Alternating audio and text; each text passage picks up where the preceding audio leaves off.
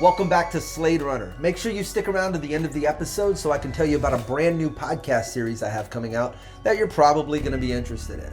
But first, let's go back to Guatemala.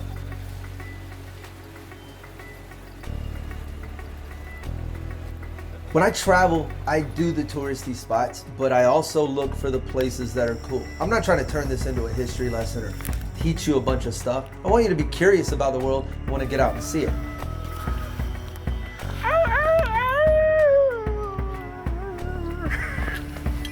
I don't speak rooster.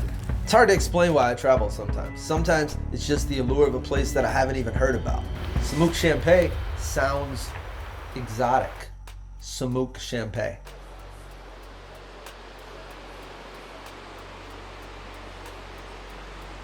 That's something expensive you would drink.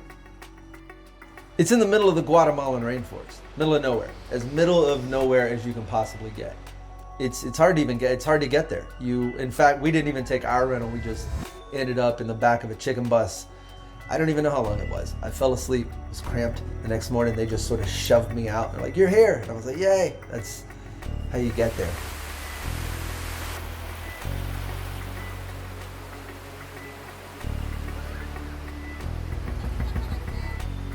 It's everything you would expect out of a place that took so long to get to. The waters are refreshing, and it's sparsely populated. Sparsely populated. It's sparsely populated. That's a sparsely. There aren't a lot of people there. Travel tip: if you do go, everybody stays up top where all the pools are clearly delineated. But the best spot in the entire jungle is down at the bottom of the river, the last little waterfall. There's a little secluded lagoon that nobody knows about. And it might be the most magical place I've ever stood in my entire life. I've never seen anything like this.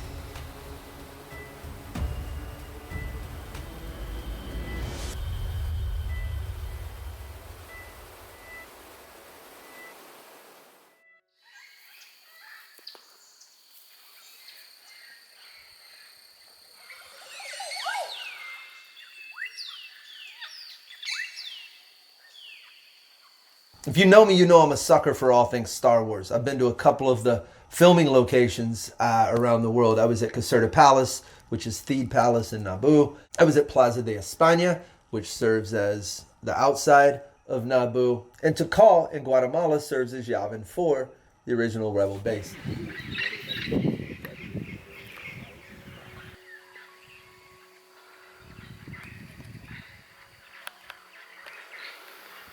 Tikal is wondrous, worth waking up early for. During the day, it gets hot, gets crowded like any other tourist attraction. But at sunrise, basically vacant.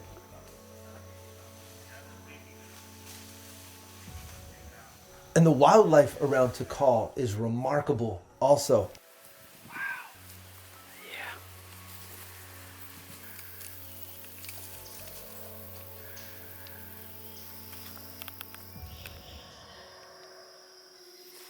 Howler monkeys.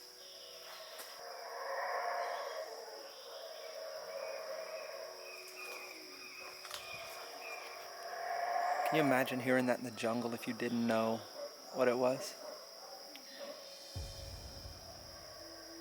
Definitely think dragons.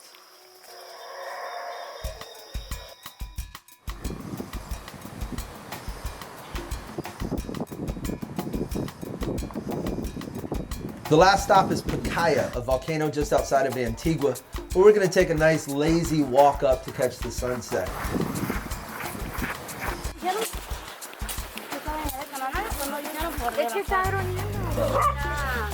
He seems to know where we're going. If you've never been to a volcano, Central America is full of them.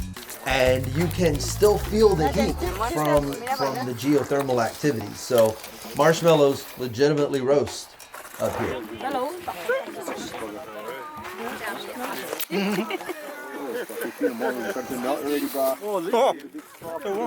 En el año 2000 Habían 3 chicos italianos. Ellos decían, ¿cuándo una erupción?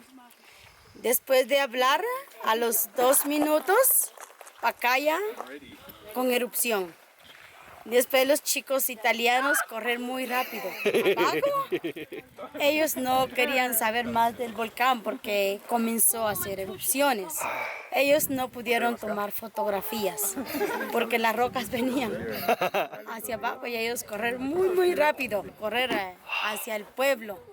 Hacia el pueblo San Francisco. Sí. Volcanoes are alien. Everyone I've ever been to feels like the end of the world.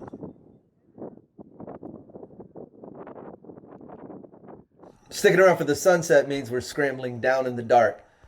And of course, all the kids are waiting to take advantage of the tourists, so... I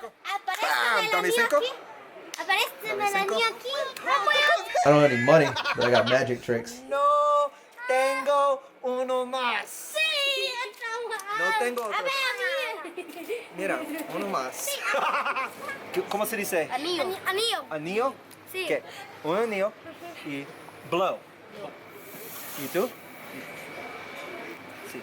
Okay. Mira. ¿Dónde está? ¿Dónde está?